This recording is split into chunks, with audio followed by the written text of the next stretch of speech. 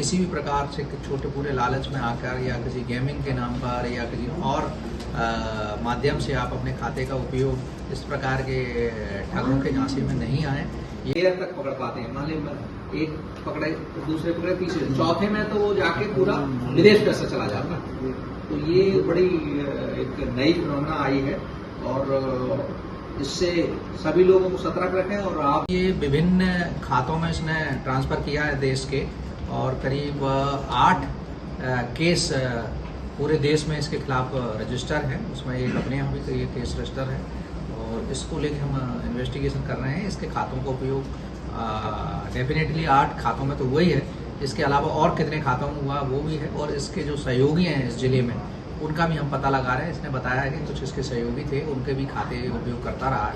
फिलहाल हमारी जानकारी में जो आए हैं वो 18 खाते ही वो उसके आए हैं। इसके माध्यम से साइबर ठगों तक पहुंचा जा सकता है क्या? आपको कोई जांच चल रही क्या? हाँ, अभी प्रयास करेंगे इसके ऊपर जो कितने इसके लेयरों तक हम जा सकते हैं। और खासकर मैं यहाँ अपनी जनता से जरूर अनुरोध करूँगा कि आप लोग अपने खाते का किसी भी प्रकार से छोटे पूरे लालच में आकर या किसी गेमिंग के नाम पर या किसी और माध्यम से आप अपने खाते का उपयोग इस प्रकार के ठगों के झांसे में नहीं आए। ये ठग आपको लालच देते हैं 10%, 5% का, और ये स्वयं बच जाते हैं और आपको उन केसों का वो सामना करना पड़ता है और आपको इस संबंध में जेल भी हो सकती है और आपको बहुत बड़ी कीमत 10% के एवज में चुकानी पड़ेगी। साइबर ठगों से जो है इनका संपर्क किस माध्यम से हुआ, कैसे हुआ?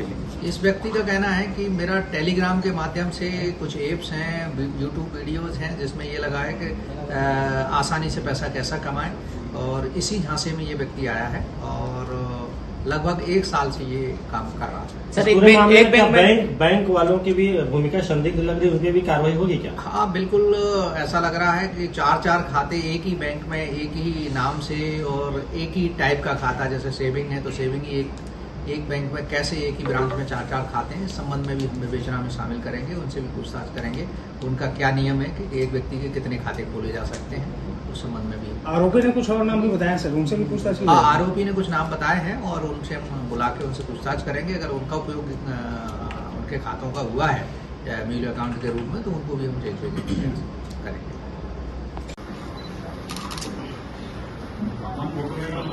खाओ। यही है ये फोटो तुम्हारा भी है?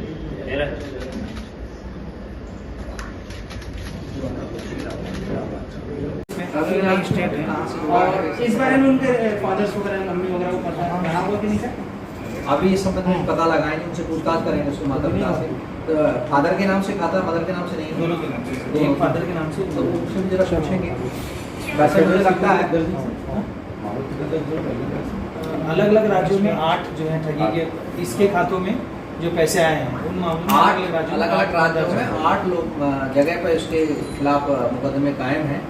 प्रारंभिक तौर पे हमको जो पता चला है, हमारा जो पोर्टल है हम उसमें देख रहे हैं 8 राज्यों में, और हो सकता है और भी इसके खिलाफ मुकदमे हैं। कोई शिकायत नहीं किए होंगे कई लोग शिकायत नहीं करते। सर, इसमें क्या उसके जो पिताजी हैं अकाउंट होल्डर, उसको भी अब इसमें आरोपी बना सकते नहीं, अभी विवेचना में लेंगे। कई बार ऐसा होता है कि जो लड़के होते हैं माता पिता के खाता ऐसे ही उपयोग कर लेते हैं, उनको पता ही नहीं। ऑपरेट करने के लिए आप लोग भी अपने बच्चों को दे देते हैं या आप अपने पिताजी का ले लेते हैं। लेकिन मेन रूप से तो यही कल्प्रिट है जिसके खुद के 16 खाते हैं।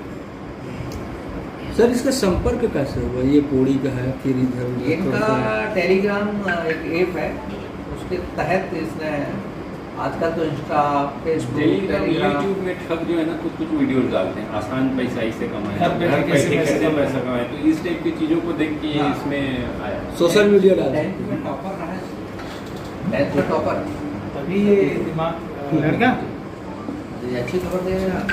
और ये ठगों के बारे में कुछ बताएं क्या सर? ये खाताधारक जो है डायरेक्ट उनसे टच में ही नहीं था, वो टेलीग्राम ऐप में था और लगभग बोल रहा कि 6 महीने पहले काम बंद कर दिया और टेलीग्राम वगैरह को डिलीट कर दिया मुझसे। तो अब हम इसके मोबाइल रिकवरी का प्रयास कर रहे हैं कि उसमें आगे कुछ मिल जाए। बेसिकली ये यूट्यूब से देख करके घर बैठे कैसे पैसा कमाएं करके सर्च किया था, फिर उसमें इसको वीडियो मिला, वीडियो के माध्यम से टेलीग्राम का लिंक मिला, उसमें जा करके चाइनीज़ ग्रुप है, एक AC पे करके है और एक हॉट HK पे करके उस ग्रुप में जुड़ा, वहाँ से फिर लोगों से बात करके इस प्रकार से करता तो ये 1.5 करोड़ के ट्रांजेक्शन में उसने कितना कमाया उसमें? 10%, 15 लाख। मेरा भी कमाल बहुत हो गया ना। महीने का 1 लाख। एक विशेष अकाउंट के खिलाफ में 8 अपराध जो दर्ज है। हो सकता है बहुत से ऐसे हैं जो अभी भी दर्ज ना हुए। कवर्धा के भी ऐसा साइलेंट कवर्धा का इस अलग अलग राज्यों के कितनी पैसे की रिकवरी हुई? नहीं, पैसे की रिकवरी नहीं, पैसे तो ये लाते थे तत्काल ही ये ट्रांसफर। क्या करता है, जैसे आप उसने किस ठग ने इसके खाते किराए पे ले रखे हैं, 18 खाते इसने खुद के 2 खाते अपने फादर के और 16 अपने खुद के नाम से खोल रखे हैं। और इतने खाते कैसे खुल गए बैंकों में, ये भी एक जांच का विषय है। और 18 खातों में ये क्या करता था कि पैसा मंगवाता था, जो ठग थे पैसा इसके में डालते थे, तो 10% कमीशन के साथ ये आगे ट्रांसफ़र कर देता। ये प्रथम लेयर का व्यक्ति है, तो ये अपनी सेकंड लेयर को ट्रांसफ़र कर देता है।